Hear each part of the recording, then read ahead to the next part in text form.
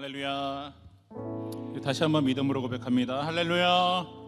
예, 만나서 반갑습니다. 오늘도 귀하고 복된 자리에 오신 여러분들 환영하고 축복합니다. 우리 전호자 앞분 바라보시면서 함께 인사 나누실까요? 잘 오셨습니다. 반갑습니다. 네, 오늘 부흥의 7주차의 마지막 시간입니다. 하나님께서 7주간 우리에게 특별한 은혜와 또 여러분들 각자에게 주신 메시지가 있는 줄 믿습니다. 오늘 우리가 주신 것에 감사하고, 지금은 깨닫지 못하고 알지 못하고 우리가 아직 모를지라도 여전히 일하시고 계시는 하나님, 그리고 여전히 앞으로도 더 행하실 그 하나님을 우리가 믿음으로 함께 붙들고 함께 나아가는 시간이 되었으면 좋겠습니다. 우리 전호자 한번 바라보시면서 이렇게 한번 서로 격려해 주실까요? 하나님만 의지합시다. 하나님만 의지합시다. 그렇게 하나님을 의지하는 밤이 되었으면 좋겠습니다. 함께 찬양하겠습니다.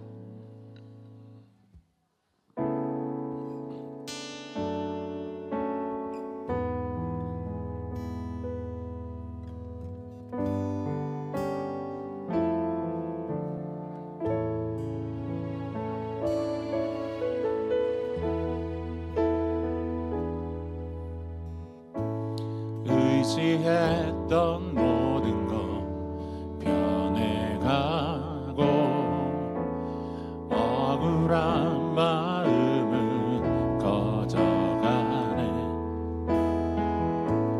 부끄럼 없이 살고 싶은 마음 주님 아시네. 모든 일을 선으로 이겨내고, 죄의 유혹을 따르지 않네. 나를 구원하신 영원한 그 사랑, 그 신 그네 날 붙드시네. 주어진 내 삶이 작게만 보여도 선하신 주 나를 이끄신 보내 중심을 보시는 주님만 따르네. 날 택하신 주만을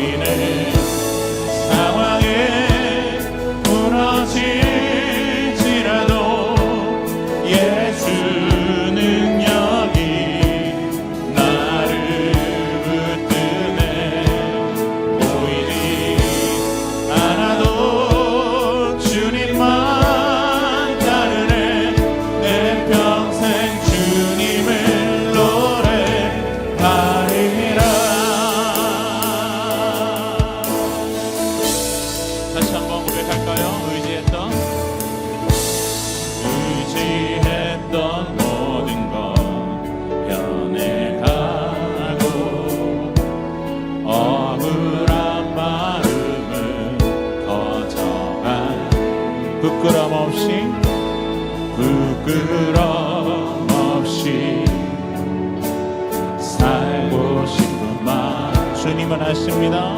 주님 아시네. 아멘. 모든 일을 선으로 이겨내고, 죄의 유혹을 따르지 않네. 나를 구원하신 영원한 그 사랑, 그 신 그네 날 붙드십니다. 날 붙드시네. 함께 주어진 내 삶이 작게만 보여도 선하신 주 나를 이끄신 보내 중심을 보시는 주님만 따르네. 날 택하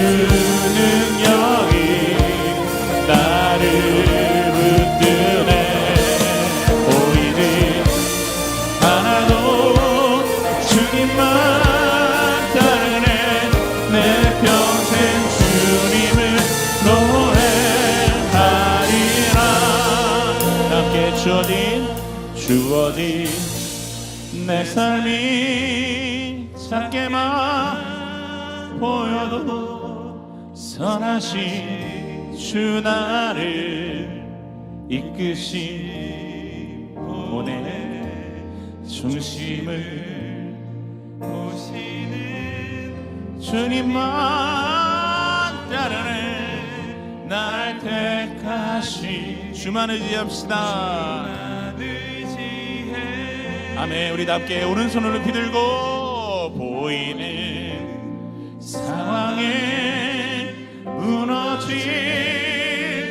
무너질지라도 예수 능력이 나를 붙드네.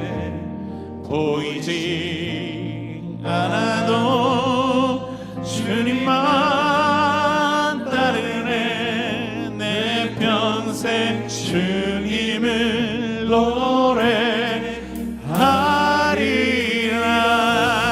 노래하리라. 할렐루야. 우리에게 힘주시고 우리를 회복케 하신 그 하나님 앞에 감사의 박수를 올려드리겠습니다. 아멘. 모든 것을 할 수 있네. 함께 자리에서 일어나셔서 나의 힘 대신 능력의 주로 인해 함께 강한 성 무너지고 눈만 잠들면 믿음 안에 살 때 함께 나의 손발을 위로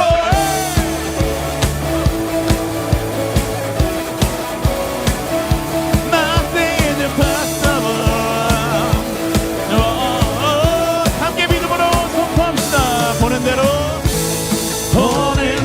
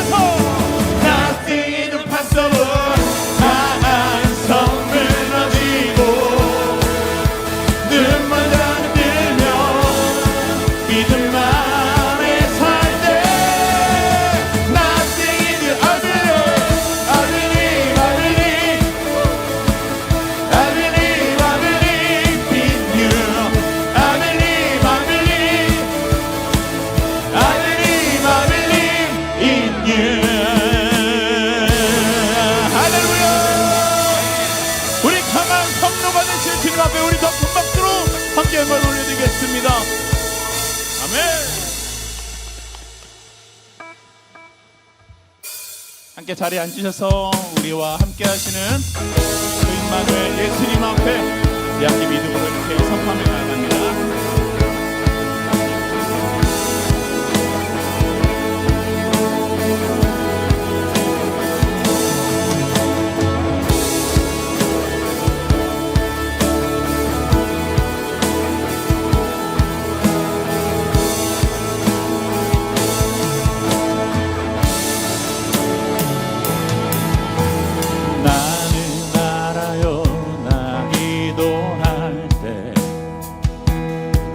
주님 곁에서 모두 듣고 계신 것 나는 주님 느낄 수 있어요.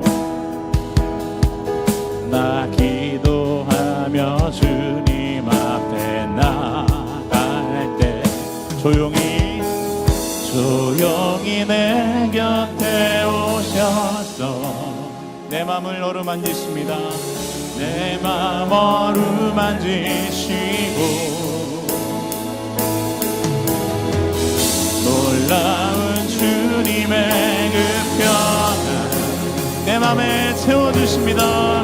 내 맘에 채워주시네. 자 우리 함께 주님 언제나 주님 언제나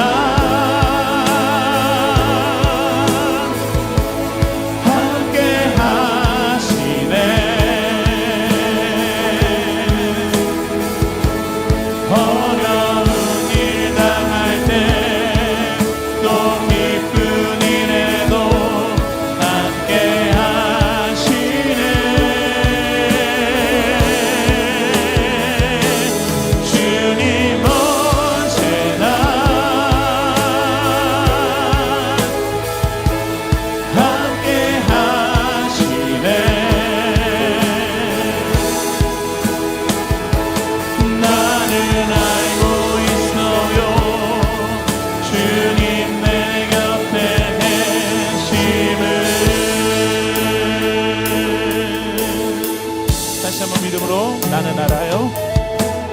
나는 알아요. 나 어려울 때 주님 날 위해 기도하고 계신 것 아멘. 주님 항상 날 기다리시네. 내 모든 염려 가지고 나올 때 조용히 내 곁에 오셔서 내 맘을 어루만지십니다. 내 맘 어루만지시고 놀라운 주님의 그 평안 내 맘에 채우십니다. 내 맘에 채워주시네.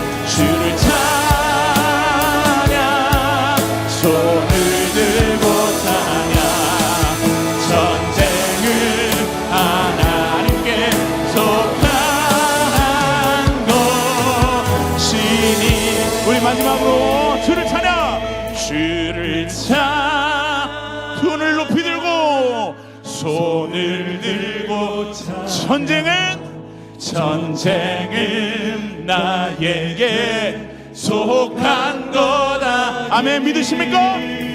주를 찬양. 손을 들고 찬양. 전쟁은 하나님께 속한 것이니. 마지막으로 전쟁은 하나님께 속한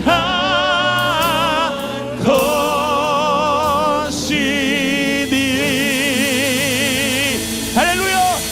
우리 승리하신 주님, 그리고 우리를 승리케 하실 주님 앞에 우리 더 큰 박수를 함께 올려드리겠습니다. 아멘. 할렐루야. 오늘 이 밤 우리를 승리케 하셨습니다. 주님이 우리를 회복시키십니다. 할렐루야. 아멘. 여러분 믿으십니까? 믿으십니까? 아멘. 우리가 입술로 믿고 우리가 주를 믿고 시인하고 그렇게 선포할 때에 우리의 승리의 기쁨을 주실 줄 믿습니다. 이 시간 우리 함께 그 믿음을 함께 기도하며 나아갈까요? 우리 두 눈을 감으시고요. 오늘 이 밤 하나님, 내가 주님을 붙들겠습니다. 하나님, 이전에 내가 아니라 하나님 이후에 내가 될 수 있도록 주님과 함께하는 영원히 그 뒤를 쫓고 순종하며 하나님 그 승리하신 예수를 우리 입술로 선포하며 나아가는 그런 인생들 되게 하여 주시옵소서. 오늘 이 밤 그 믿음을 다시 한번 결단케 하여 주시고 그 믿음을 우리의 믿음의 자물쇠로 굳건하게 채워 주시옵소서. 또 오늘 단위에 세우신 우리 사랑하는 단위 목사님, 그 입술 가운데 성령의 권능으로 그 여느 때보다도 더욱더 기름 부어 주시옵소서. 우리 함께 두 손을 높이 듭시다. 높이 들고 우리 주여 한번 크게 외치고 주님 앞에 간절히 기도하며 나아가도록 하시겠습니다. 주여.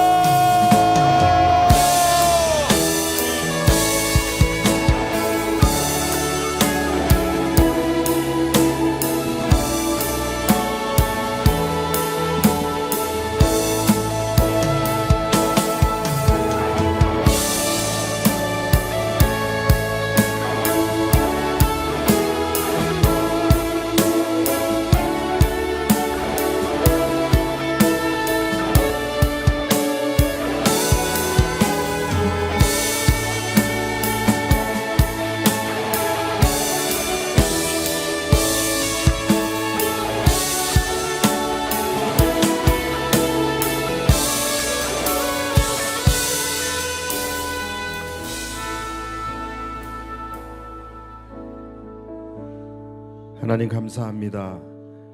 오늘도 우리 가운데 거하시고 우리의 예배를 받으시며 우리에게 역사하여 주실 주님을 기대하며 나아갑니다. 오늘도 우리에게 은혜를 허락하여 주셔서 회복성의 7주차 예배로 하나님 앞에 나아가게 하여 주시니 감사를 드립니다.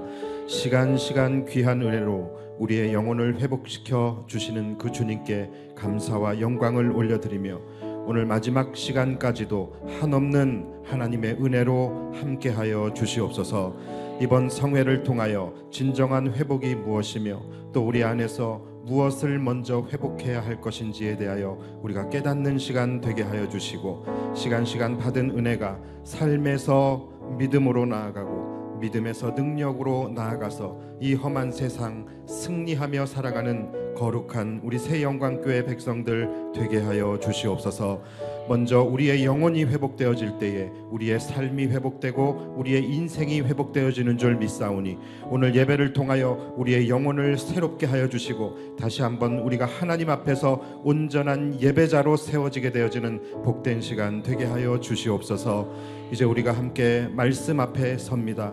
하나님, 우리가 들려지는 그 말씀 앞에 우리 자신을 정직하게 세울 수 있게 하여 주시고 선포되어지는 그 말씀이 우리의 심령 골수를 쪼개게 하여 주시며 그 말씀 앞에서 우리 자신의 모습을 비추어 보며 다시 한번 그 말씀 앞에서 새롭게 결단하며 나아갈 수 있는 복된 시간 되게 하여 주옵소서. 오늘도 하나님의 은혜에 감사하고 또 회복의 소원을 주님 앞에 올려드리며 귀한 예물 올려드린 손길들 있사오니 하나님, 우리가 드린 이 예물이 하늘 보좌에 올려지는 향기로운 제물이 되게 하여 주시고 우리가 마음의 소원도 함께 적어 올렸사오니 하나님께서 하나하나 읽으시고 연락하시고 응답하여 주셔서 우리의 삶 속에 우리가 적어 올린 모든 기도의 제목이 반드시 응답으로 나타나게 하여 주시옵소서. 오늘도 우리를 위하여 하나님께서 준비하신 놀라운 은혜들이 예비되어 있는 줄 믿사오니 하나님 우리가 기대하고 사모함으로 나아가게 하여 주시고 단 한 사람도 그냥 왔다 돌아가는 사람이 없이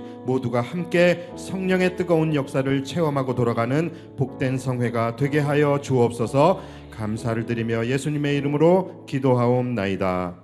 아멘. 할렐루야. 우리 하나님께 감사와 영광의 박수 올려드리겠습니다.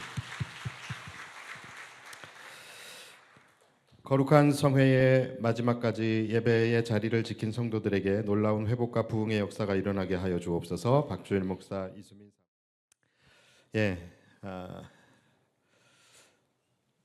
엊그제 29일이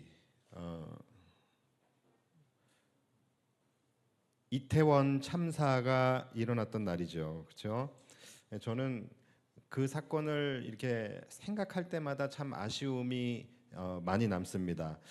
분명히 그런 참사가 일어나기 전에 분명히 사전 징후라는 것이 있었을 텐데, 야, 사람들이 지금 이렇게 몰려들다가는 이게 뭔가 큰 일이 일어나겠구나 하는 그런 분명히 징후, 조짐이 분명히 있었을 거예요.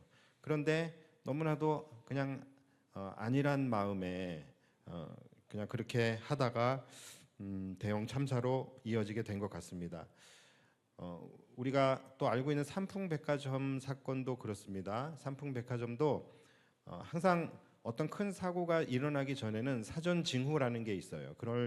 이게 뭔가 큰 일이 일어나겠구나 하는 그런 조짐이 보인다라는 것이죠. 삼풍백화점도 마찬가지. 굉장히 위험한 곳에서부터 균열이 일어나기 시작했다고 하죠. 예. 그때라도 조금 경각심을 가지고 어떤 조치를 취했었다라고 한다면 삼풍백화점이 무너지지 않았을 텐데, 그런 대형 참사가 일어나지 않았을 텐데 하는 그런 아쉬움이 있습니다. 여러분, 우리의 몸도 마찬가지예요. 우리의 몸도 뭔가 큰 병이 생기기 전에는 대부분은 사전 징후라는 것이 일어나게 돼요. 몸에 어떠한 기관이 제 역할을 하지 못하게 되어지는 것이죠. 예를 들어서 갑자기 소화가 되지 않는다든가, 갑자기 기침이 심해진다든가, 갑자기 막 심각하게 피곤해진다든가, 여러 가지 뭔가 몸에서 이렇게 보내는 이상 신호, 이상 징후들이 이제 있습니다. 예. 그래서 우리가 그때라도 뭔가 조치를 취하면 그래도 더 안 좋은 방향으로 나아가지 않을 수 있어요. 그래서 이 사전 징후를 우리가 최대한 빨리 파악하는 것이 중요합니다. 여러분, 우리 이 영혼도 영적으로도 마찬가지예요. 우리가 영적으로 큰 병에 걸리기 전에는 반드시 영적으로도 사전 징후라는 것이 나타나요. 그것이 뭐냐면 가장 첫 번째로 나타나는 것이 우리 안에서 감사를 잃어버리게 됩니다. 이거는 무조건이에요. 예. 무조건적으로 우리 안에 어떤 영적인 그런 어떤 질병이 들어오게 된다라고 했을 때에 가장 첫 번째로 나타나는 조짐이 우리 안에서 감사를 잃어버리게 되는 거예요. 그래서 여러분 조심해야 합니다. 그래서 좀 이상하다 싶은 분들과 좀 이렇게 얘기해 보면요, 100이면 100 공통점이 뭔지 아십니까? 이분에게 감사가 사라졌어요. 이분이 하는 이야기를 가만히 들어보면은, 야, 이분이 받은 은혜를 도대체 어디다 다 까먹고 온 거지 싶을 정도로 이분의 말 속에서는 감사, 하나님의 은혜 이런 것들이 존재하지가 않아요. 여러분 잘 들으셔야 합니다. 저 오늘 강사예요. 그러니까 잘 들으셔야 돼요. 강사니까 제가 세게 얘기를 할게요. 여러분, 그리스도인에게 감사가 사라지면 끝났다고 봐야 되는 거예요. 그분에게는 더 이상 소망이 없습니다. 영혼도 소망이 없고 그분의 삶, 그분의 인생 다 소망이 없어지게 돼요. 감사하는 기관이 망가지면 순차적으로 도미노처럼 쫙쫙쫙쫙 다 무너지게 되어져 있어요. 아까 말씀드렸듯이 감사를 잃어버리게 되면요, 그 다음에 나타나는 현상은 모든 것이 이제 불평 불만으로 나아가게 됩니다. 왜냐하면 감사를 잃어버렸기 때문에. 그러면 불평 불만의 말을 하기 시작하고 그 말이 이제 내 삶을 무너뜨리게 되는 거예요.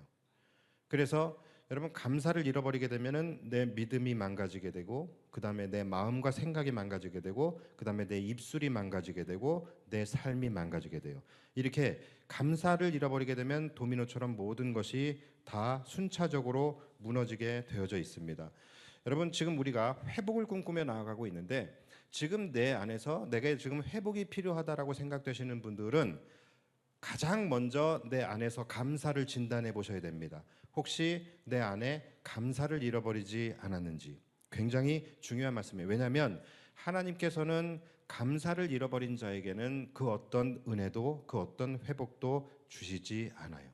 그러니까 감사를 잃어버리는 순간 우리의 회복은 출발부터 할 수가 없는 거예요. 하나님이 우리에게 주신 은혜가 얼마나 많은데, 그리고 얼마나 큰데, 그 감사를 잃어버린 자에게 하나님께서 은혜를, 회복을 주시겠습니까?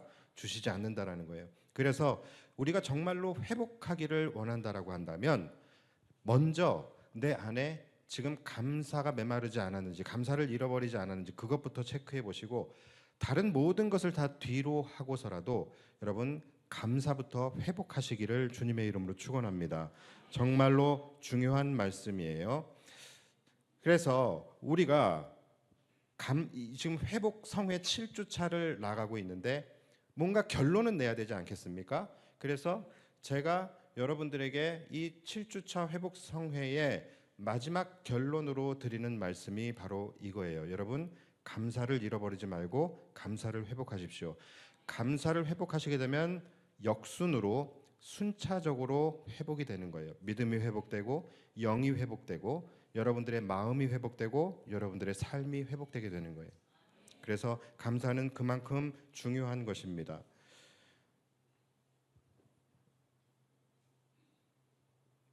반대로 우리가 은혜를 받을 때도요, 이 사전 징후라는 것이 있습니다. 은혜를 받을 때도 조짐이라는 것이 있어요. 우리 지금 강사님들이 지금 7주 동안 오셨는데 이분들이 공통적으로 하시는 말씀이 뭐냐면, 이분들은 교회를 막 수천 교회 막 이렇게 다니시는 분들이잖아요. 그러다 보니까 본당에 딱 들어가는 순간에, 예배당에 딱 들어가는 순간에 그분들은 안 돼요. 이 본당에 지금 예배의 분위기를 보고서 오늘 은혜 받겠구나, 은혜 받지 못하겠구나, 오늘 이 예배 가운데 하나님의 은혜가 부어지겠구나, 부어지지 않겠구나, 이거를 대번에 안 돼요. 그러니까 들어오는 순간 결정이 나는 거예요. 뭘 보고? 바로 사전 징후를 보고. 그러니까 은혜를 받을 때도요, 사전에 반드시 징후가, 조짐이 나타나게 된다는 거예요. 그래서 들어왔을 때에 성도들의 찬양하는 모습, 얼마나 찬양을 뜨겁게 하는지 그 모습을 보고, 그리고 또 이렇게 강단에 섰을 때, 강단에 서면은 딱 보이잖아요. 여러분들이 얼마나 성도들이 마음의 사모함을 가지고 말씀을 기다리는 초롱초롱한 눈빛으로 강사 목사님을 쳐다보고 있는지, 그리고 또 얼마나 찬양할 때 막 뜨겁게 영으로 찬양을 하는지, 그리고 말씀이 끝날 때마다 얼마나 아멘 아멘 하면서 이 말씀에 기쁨으로 반응을 하는지, 그러니까 이런 것들이 조짐인 거예요. 그러니까 이 조짐을 보고서 오늘 은혜 받겠구나, 은혜 받지 못하겠구나가 결정된다라는 거예요.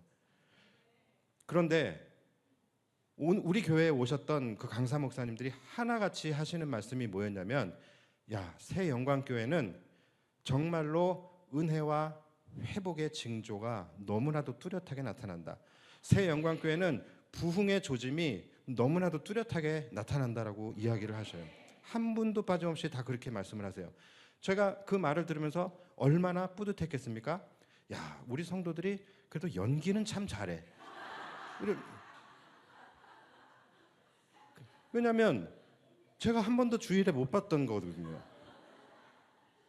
그런 표정, 그런 자세, 그런 아멘 소리, 저는 한 번도 경험해보지 못했으니까 이건 분명히 가짜인데 다 배우들이야, 다 배우들. 근데 여러분, 이게 연기였던 아니었던 상관없어요. 우리가 의지적으로라도 그런 사모하는 그런 모습을 보였을 때 실제적으로 은혜가 부어지더라는 거예요. 다시 말해서 조짐이라는 것이 분명히 존재하는데 그 조짐은 여러분 우리가 만드는 것입니다. 악한 조짐, 나쁜 조짐도 사실은 그것이 나타나는 것이 아니라 우리가 만든 거예요. 그러니까 망할 조짐, 흥할 조짐, 이 모든 조짐은 내가 만드는 거예요. 여러분 감사도 마찬가지예요. 감사할 게 없는데 어떻게 감사해? 이렇게 생각하시는 분들 많은데요. 여러분 감사도 내가 감사를 생각하고 내가 감사를 찾아보고 내가 감사를 세워보고 그렇게 해서 내가 의지적으로라도 감사하는 삶을 살아갈 때에 감사하는 자에게 부어주시는 하나님의 은혜의 역사가 일어나게 된다라는 거예요. 그러니까 연기여도 괜찮아요. 그러니까 우리가 의지적으로라도 은혜 받는 자리에서는 우리가 은혜 받을 조짐을 우리가 만들어내고 우리의 삶 속에서도 하나님께서 회복시켜 주시길 원한다면 내가 회복될 만한 모습을 의지적으로라도 그 조짐을 만들어내야 된다라는 거예요. 그러니까 여러분 금요일 이 시간이 사실은 굉장히 피곤한 시간인 건 제가 왜 모르겠습니까? 그렇지만 의지적으로라도 여러분들이 막 말씀을 기대하는 그런 눈빛에 막 초롱초롱 눈빛에 힘을 주고 말씀이 끝날 때마다 아멘으로 화답하면서 은혜의 전조징후 그것을 여러분들이 만들어내면 실제적으로 은혜가 오늘 부어지게 될 줄 믿습니다. 물론 지난 7주 동안에 여러분들이 연극이었다는 건 그냥 제가 농담으로 말씀드린 거고 여러분들이 얼마나 정말로 은혜를 사모하셨으면 그런 여러분들의 제스처가 나왔고 또 섭섭한 거 아니에요. 너무 기쁘고 저도 행복했어요. 우리 성도들에게도 저런 모습이 있을 수 있구나. 그럼 이제 저도 기쁘고 행복했습니다. 근데 정말 여러분들 안에 회복을 사모하고 은혜를 사모하는 마음이 있었기 때문에 이 7주 동안에 여러분들이 또 은혜를 받은 것입니다. 문제는 오늘이에요. 오늘 문제는 그러니까 사실은 한 주간 동안 제가 힘들었어요.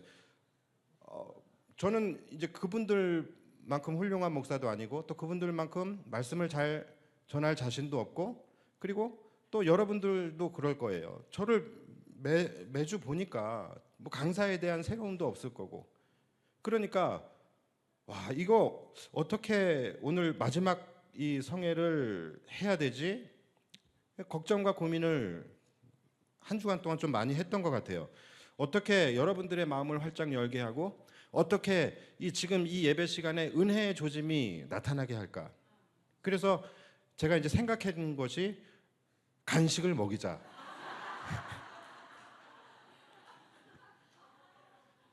여러분 오늘 간식 저희 가정에서 대접해 드리는 거예요.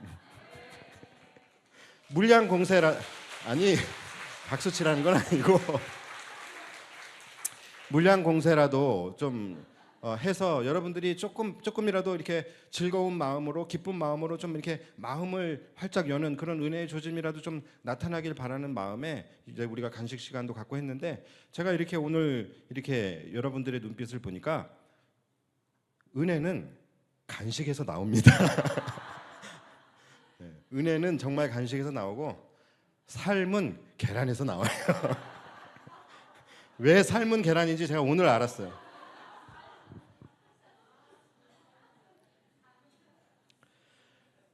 여러분 기억하십시오. 은혜는 내가 만드는 거예요. 은혜는 하나님이 부어주시는 거예요. 그러나 은혜의 조짐은 우리가 만들 수 있는 거예요. 은혜의 주권은 하나님께 있어요. 그러나 우리가 그것을 간절히 구할 때 주신다라고 말씀하셨잖아요. 나를 간절히 찾는 자가 나를 만날 것이다라고 말씀하셨잖아요. 입을 크게 열어라. 그럼 내가 채워주시겠다라고 말씀하셨잖아요. 그러니까 이 은혜의 조짐은 우리가 만드는 것입니다. 오늘도 여러분들이 의지적으로 사모하는 모습을 보이고 또 뜨겁게 찬양도 하고 또 손을 들며 찬양을 할 때도 아까도 여러분들 손 들고 찬양하시는데 많이 달라졌어요. 그런데 더 많이 정말로 내 입을 크게 벌리는 것처럼 그렇게 여러분들이 손을 들고 하나님 앞에 뜨겁게 찬양할 때 그 예배 가운데 하나님의 놀라운 은혜가 부어질 줄 믿습니다. 그래서 오늘 이 회복성의 마지막 날인데 마지막 날에 여러분들이 회복에 대한 답을 좀 찾으셨으면 좋겠습니다. 여러분 회복을 원하십니까? 그렇다면 한 가지만 꼭 기억하십시오. 이게 최종 결론입니다. 여러분 모든 회복은 바로 예배를 통하여 이루어지게 됩니다. 왜냐하면 회복의 주체가 하나님이시기 때문에 그래요. 회복의 주권은 하나님께 있는데 우리가 하나님을 움직일 수 있는, 그리고 우리가 하나님을 기쁘시게 할 수 있는 유일한 것은 예배입니다. 그렇기 때문에 우리의 모든 회복은 바로 예배를 통하여 이루어지는 거예요. 아까 제가 감사를 통하여 회복이 이루어지게 된다라고 말씀을 드렸죠. 근데 이게 서로 다른 말이 아니에요. 여러분, 감사하는 자들에게 무조건적으로 나타나게 되어지는 반응이 뭡니까? 그것이 바로 찬양과 경배, 바로 예배예요. 그러니까 감사도 은혜도 회복도 다 한 곳을 가리키고 있는 거예요. 그것이 어디입니까? 바로 예배인 거예요. 그러니까 답은 명확해져 있는 거예요. 모든 은혜, 모든 회복은 바로 예배를 통하여 일어나게 된다라는 것입니다. 따라서 여러분들이 회복하기 원하신다면 반드시 오늘 여러분들 안에서 새롭게 결단되어져야 할 것은 바로 예배입니다. 각자가 소원하고 있는 회복의 종류는 다를 수 있어요. 회복의 종목들은 다 다를 수 있어요. 누군가는 삶이 회복되어지기를 원하고, 누구는 경제적으로 회복되어지기를 원하고, 누구는 가정이 회복되어지기를 원하고, 누구는 하는 일이, 누구는 관계가, 각자가 회복을 원하는 그 종목과 종류는 다를 수 있습니다. 그러나 종류는 달라도 방법은 한 가지예요. 바로 여러분의 예배가 회복되어야 하는 것입니다. 자, 그렇다면 도대체 예배가 뭐길래 우리가 지금까지 가장 많이 듣는 것이 예배이고 지금까지 가장 많이 해왔던 것이 예배인데, 도대체 예배가 뭐길래 마치 무슨 만병통치약이라도 되는 것처럼 예배를 통하여 모든 것이 회복된다라고 이야기를 하는가, 이렇게 생각하시는 분들 계실 수 있어요. 왜 예배가 정말로 우리의 모든 회복의 절대적 통로가 될 수밖에 없는지, 그 예배가 가지고 있는 의미가 무엇인지를 제가 마지막으로 설명을 드리고 마치려고 해요. 마지막이라고 해서 그것이 짧다는 얘기는 마지막이라고 해서 짧다는 얘기는 아닙니다. 저도 어렸을 때 항상 마지막이라고 하고서 그때부터 30분 설교하시는 목사님 제일 싫었어요. 근데 제가 지난주 금찬기 때 제가 깨달았어요. 마지막이라고 하고 길게 하는 게 마지막이란 말 안 하고 뚝 끊어버리는 것보다 낫다.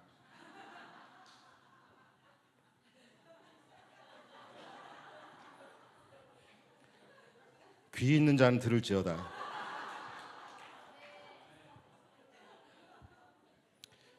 사실 말씀 지금부터 시작입니다.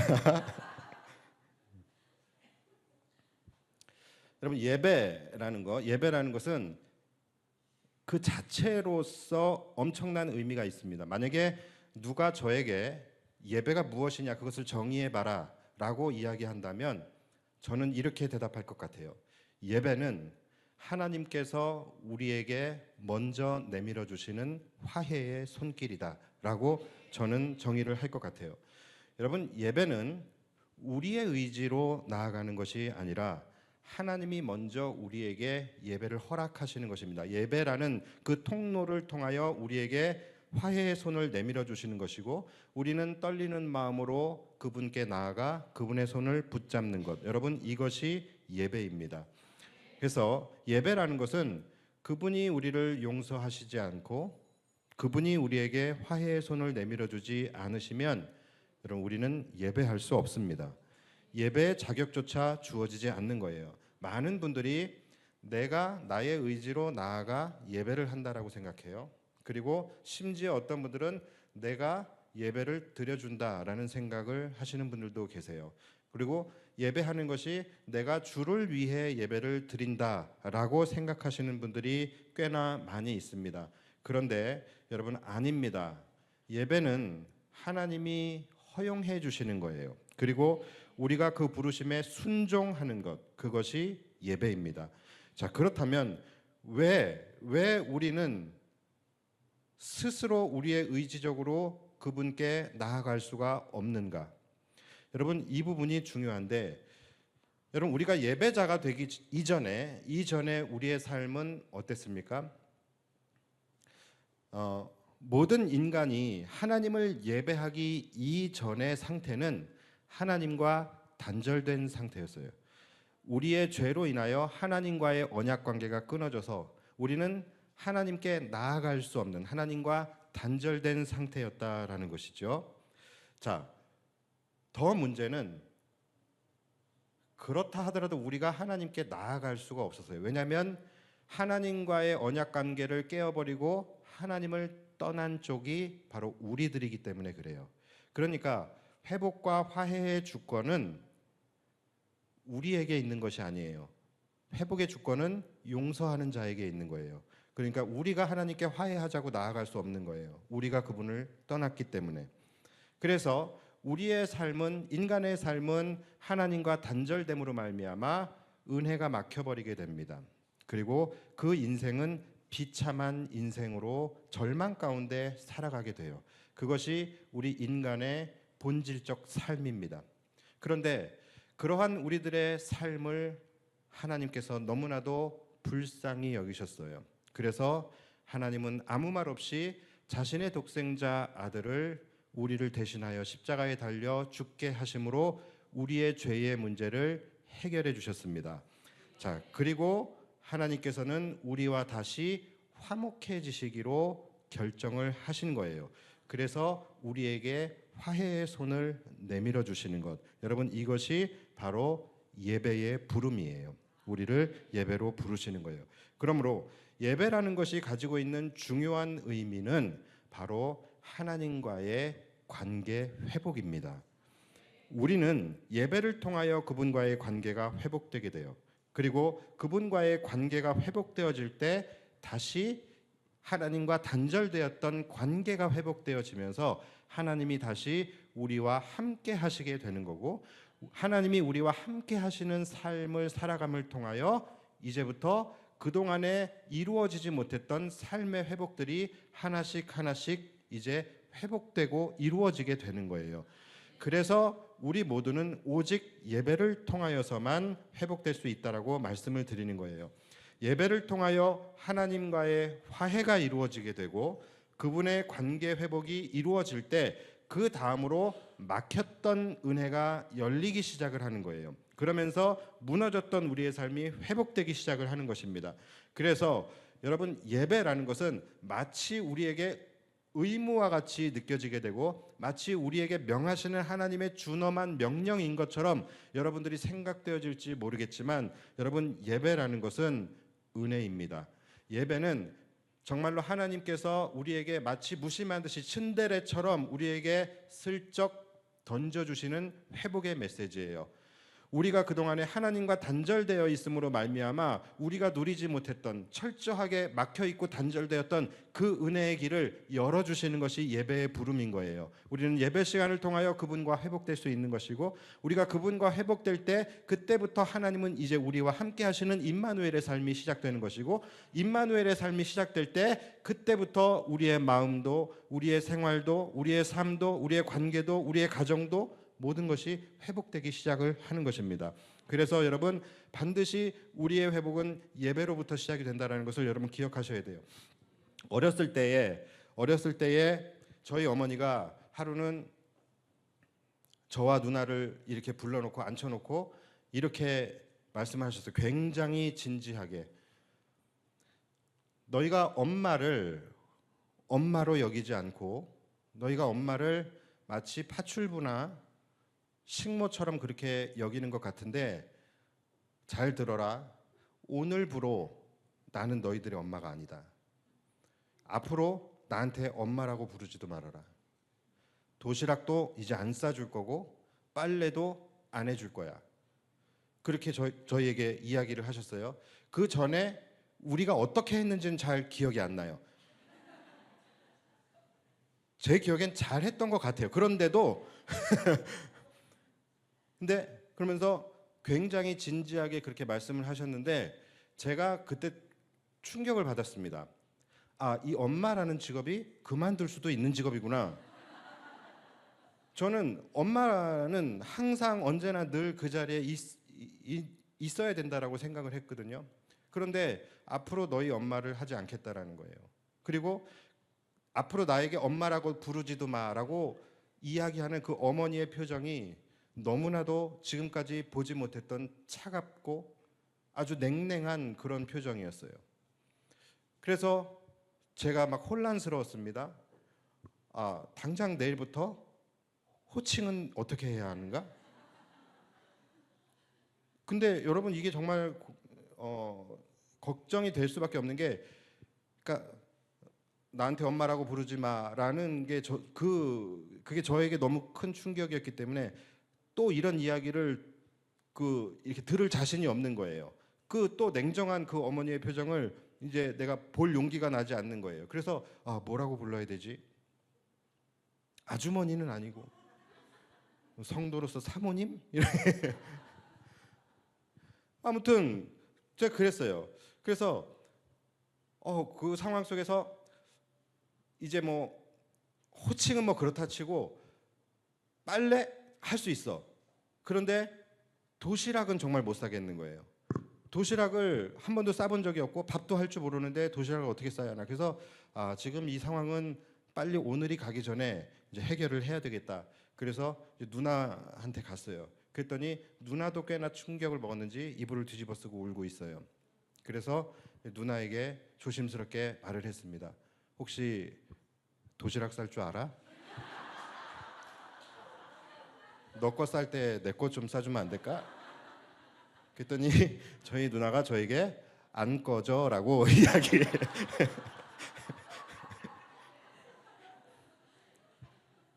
그리고 그 다음 날이 됐어요. 그 다음 날이 됐는데 정말로 절 깨우지도 않아요. 저희 어머니가 절 깨우지도 않았고 이제 나가봤는데 도시락이 없어요.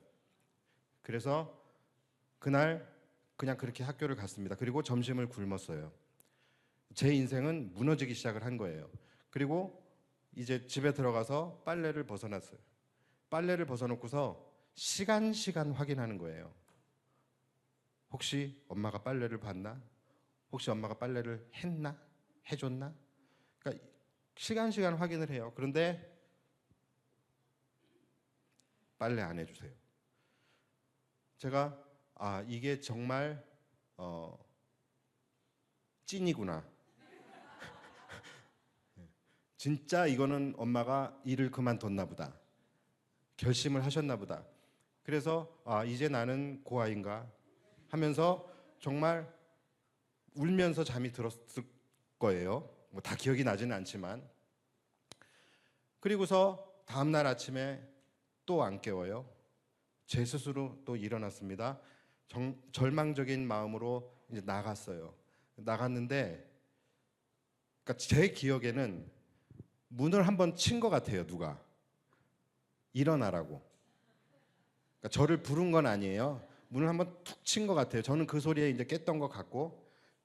그래서 혹시 엄마인가 하고서 이제 딱 나가봤는데 식탁에 따뜻한 도시락이 이제 있는 거예요. 제가 그 도시락을 보면서 서서 엉엉 울었어요. 왜 울었을까요? 오늘은 점심을 먹을 수 있어서? 아니죠. 점심을 먹어서 그런 게 아니라 그 도시락이 바로 어머니가 저에게 주시는 회복과 화해의 사인이었던 거죠. 그렇죠?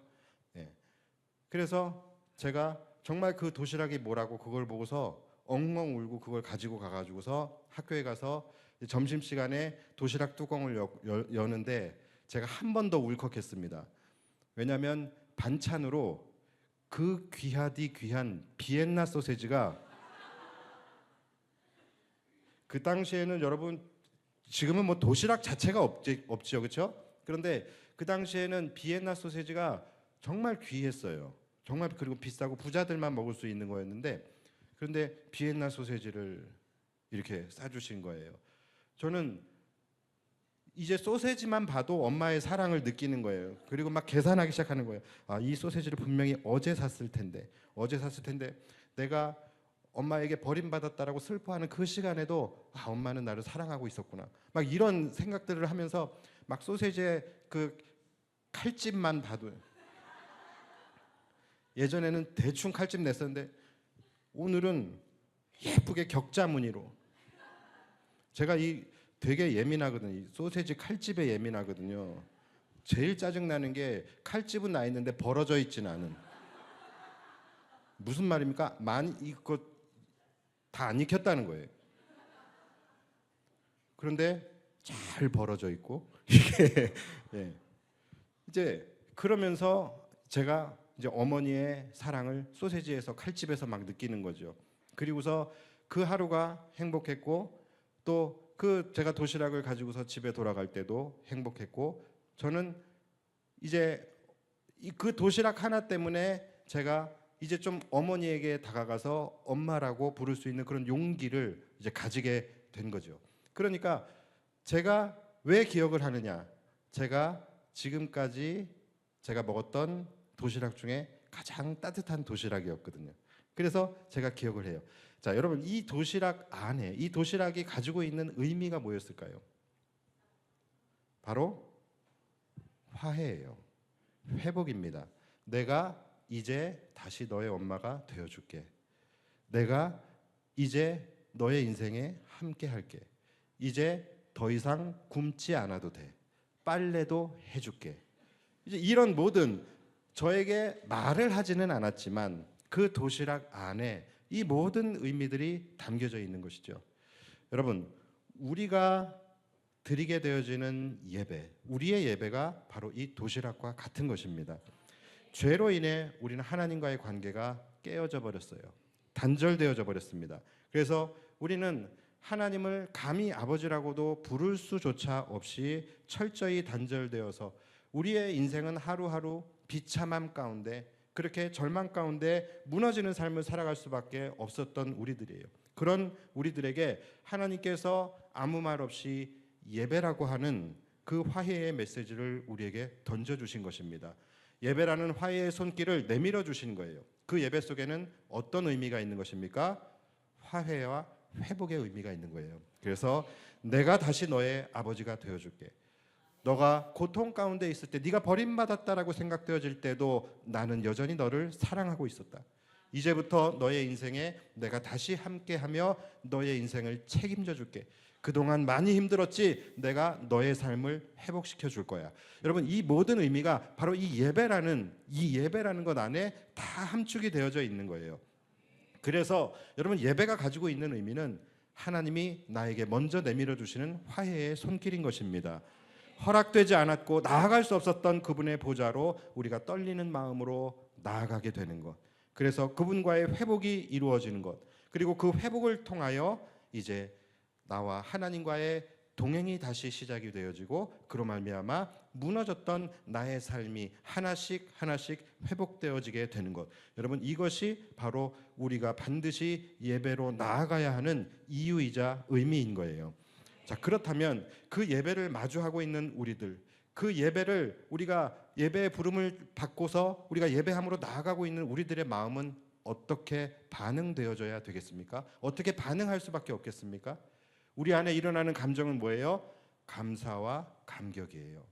하나님의 그 사랑에 대한 황송함과 경외함입니다. 그리고 기쁨과 즐거움이에요. 여러분 이것이 예배자들의 반응인 거예요.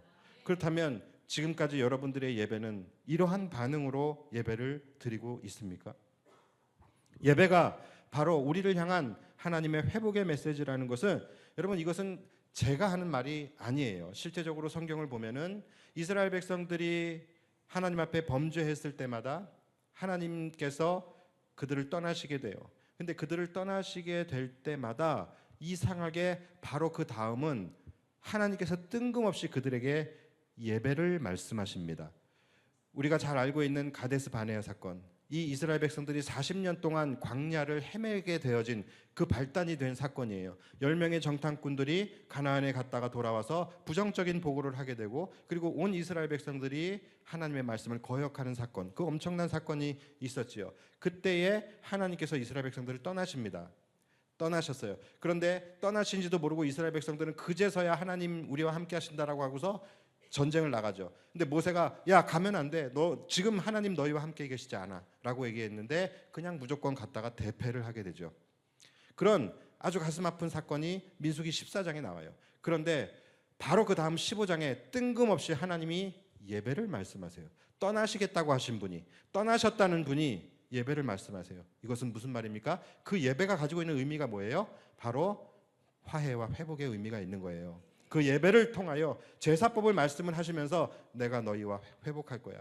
내가 다시 너희의 아버지가 되어줄게. 너희의 하나님이 되어줄게. 이것이 바로 예배가 가지고 있는 의미라는 것입니다.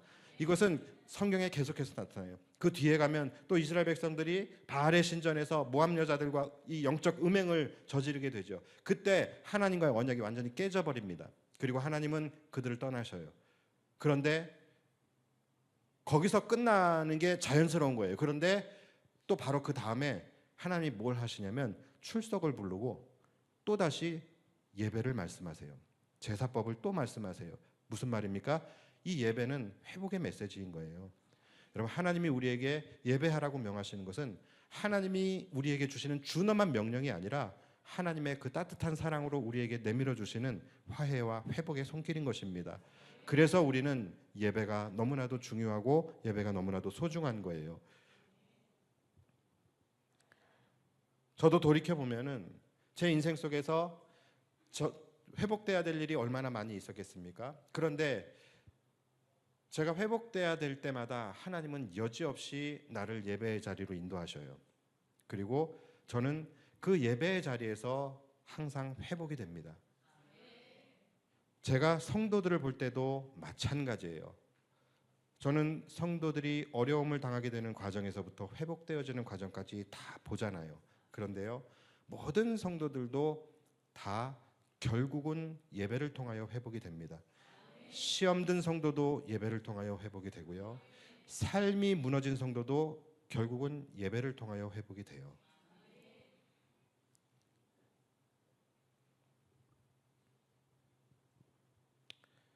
절대 누군가의 조언이나 어떤 세상적인 방법으로 우리는 회복되지 않아요. 예배 시간에 열심히 일한다고 회복되지 않고 예배 시간에 열심히 학원 다닌다고 회복되지 않아요. 오직 우리는 온전한 예배를 통하여서만 회복될 수 있음을 믿으시기 바랍니다.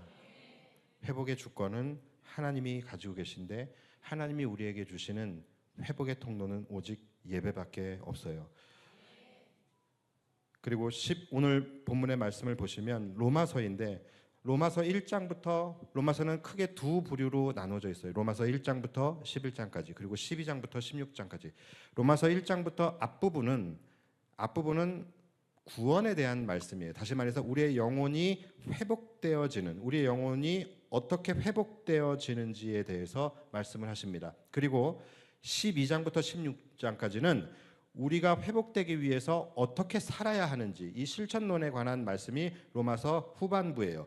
자, 그런데 오늘 우리가 읽은 로마서 12장부터 이제 우리가 어떻게 살아야 되는지에 대한 말씀이 시작이 되는데, 이 12장의 첫 번째로 나오는 첫 절 말씀이 바로 예배예요. 그렇죠? 우리가 어떻게 살아야 하는지. 자, 그러므로 형제들아, 우리가 잘 아는 말씀입니다.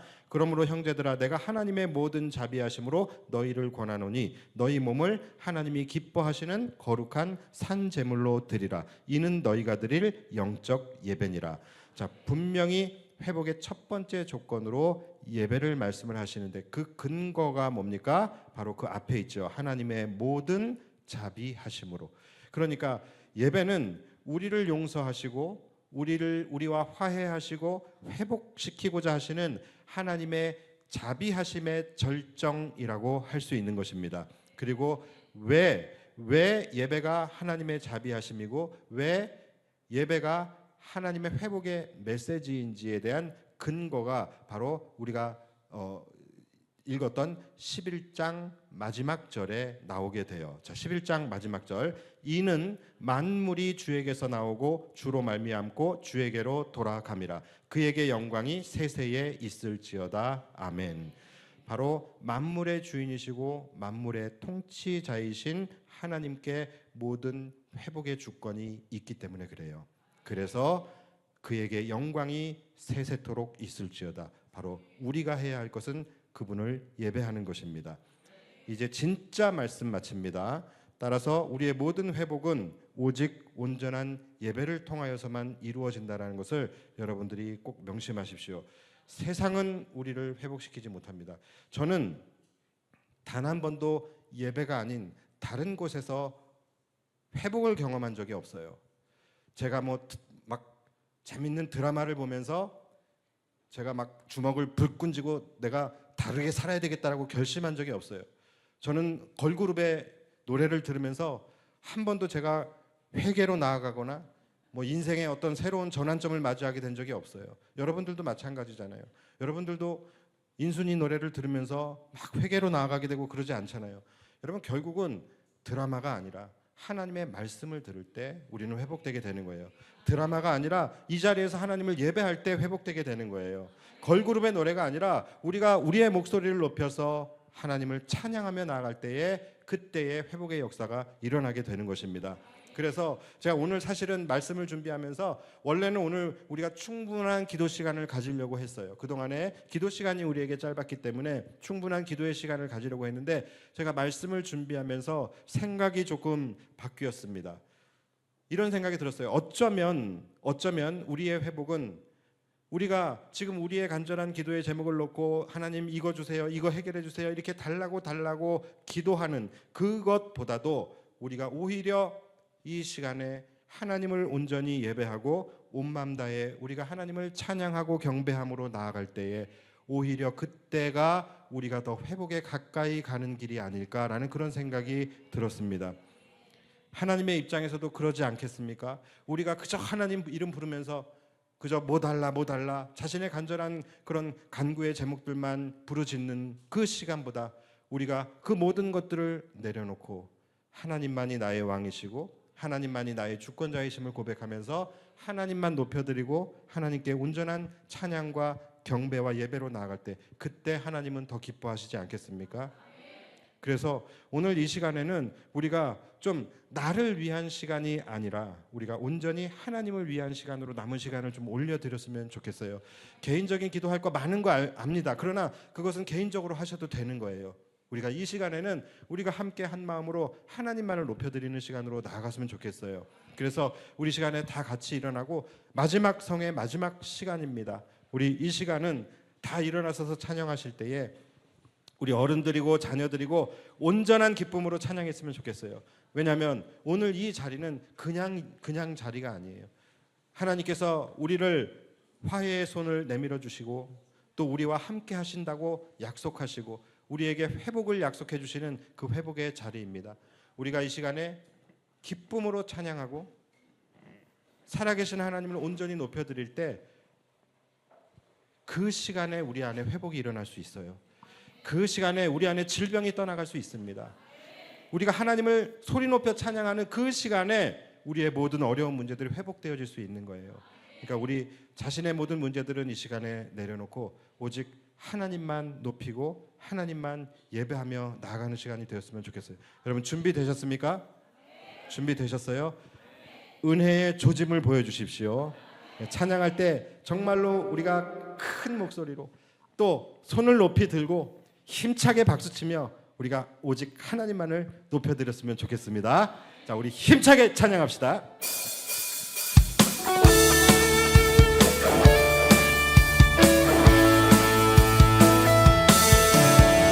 나의 가장 낮은 나를 주님께서 기뻐하시고 작은 일에 큰 기쁨을 느끼게 하시는도다.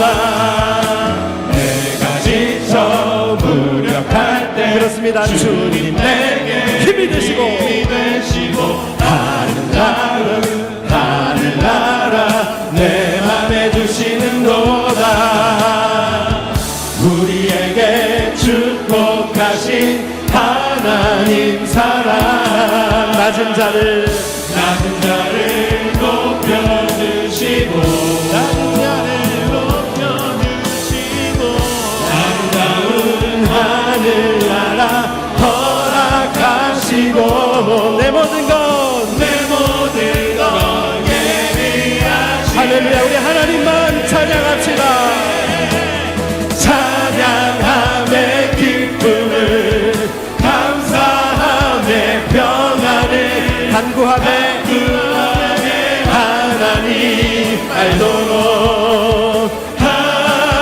우리 다시 한번 찬양할까요?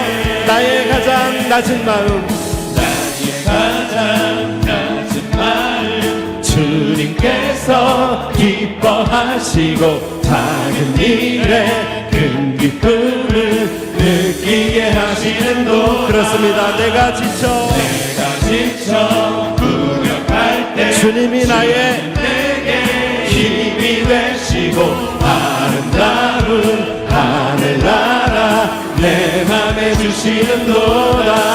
그렇습니다. 우리에게 축복하신 하나님 사랑 낮은 자를 높여주시고 낮은 자를 높여주시고 아름다운 하늘나라 허락하시고 내 모든 것 예비하시네. 아멘. 찬양하네.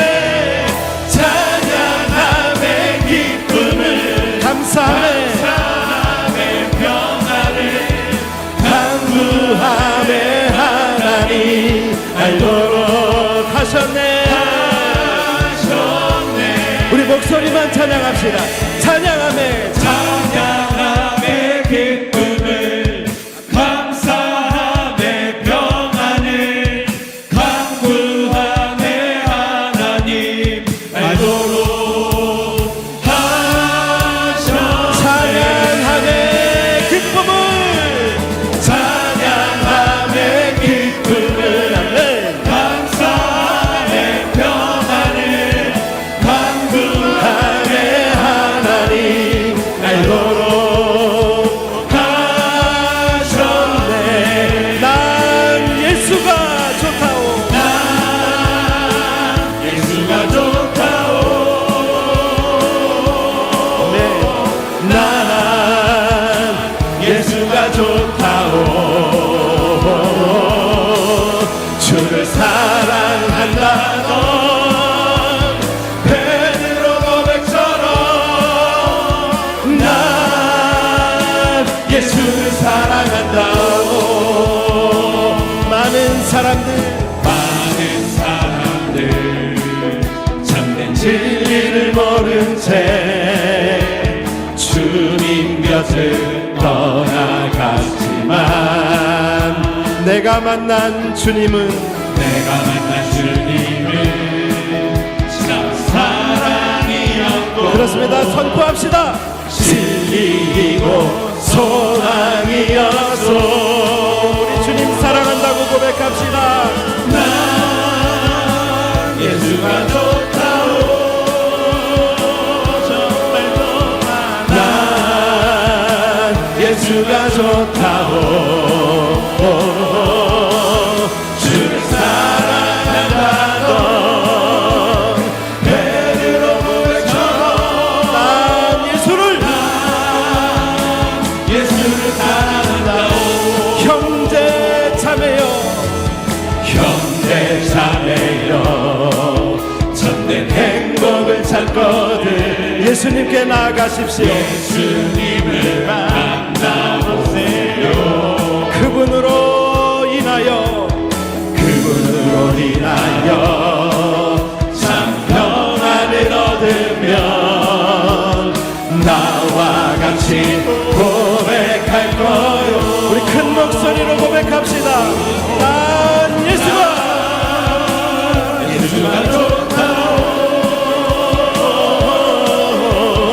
난 예수가 좋다오. 주를 사랑한다던 베드로 고백처럼 난 예수를 우리 더 크게 난 예수가 좋다오. 난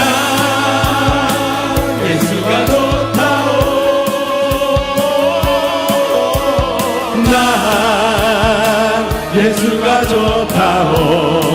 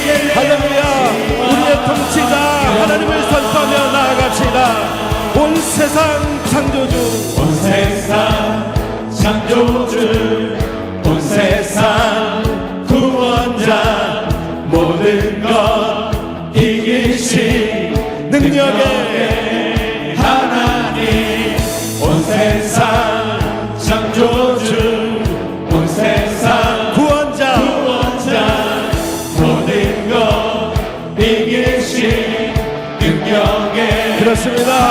모든 만물 주를 찬양해, 모든 민족 주께 경배, 모든 민족 주께 경배해. 모두 승리하리, 열방 얻게 되리. 하나님께서 통치하시네.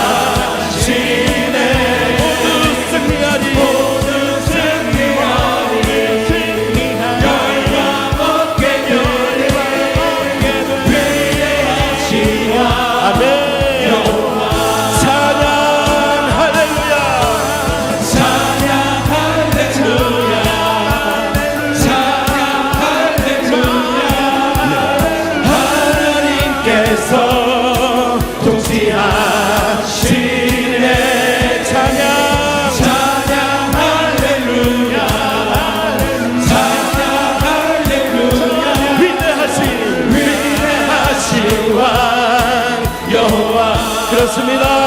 하나님 열방을 우리에게 주셨네. 그 명령 따라서 열방을 하상한 하나님 열방을 우리에게 주셨네. 그 명령 따라서 열방을 취하네. 모든 만물 주를 찬양해, 모든 민족 주를 예배해, 모든 민족 주께 경배해. 모두 승리하리, 열방 얻게 되리. 하나님께서 통치하시네.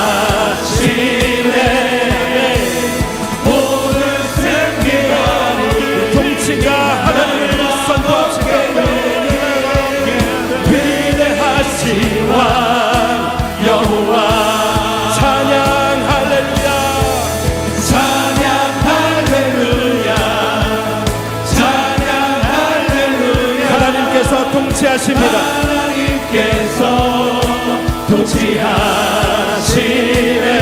아멘. 찬양 할렐루야, 찬양 할렐루야. 위대하신 우리가 낼 수 있는 가장 큰 목소리로 찬양 할렐루야 목소리만 찬양 할렐루야.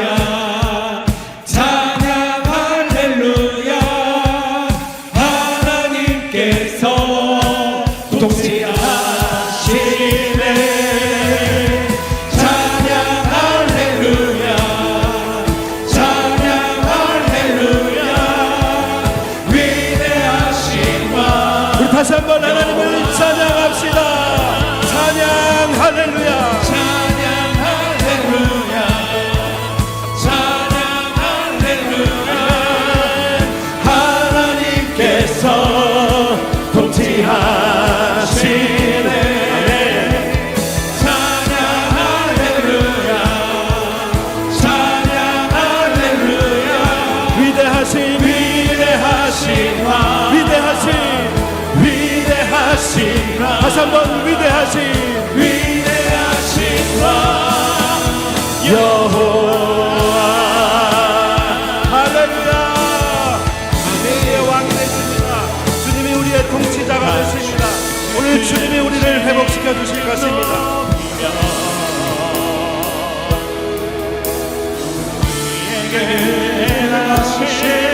위대하길 감사하세.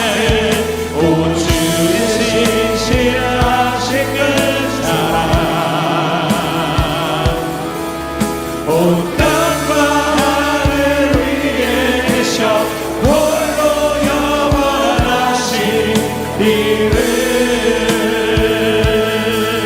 우리 이 시간에 함께 기도하며 나아갑시다.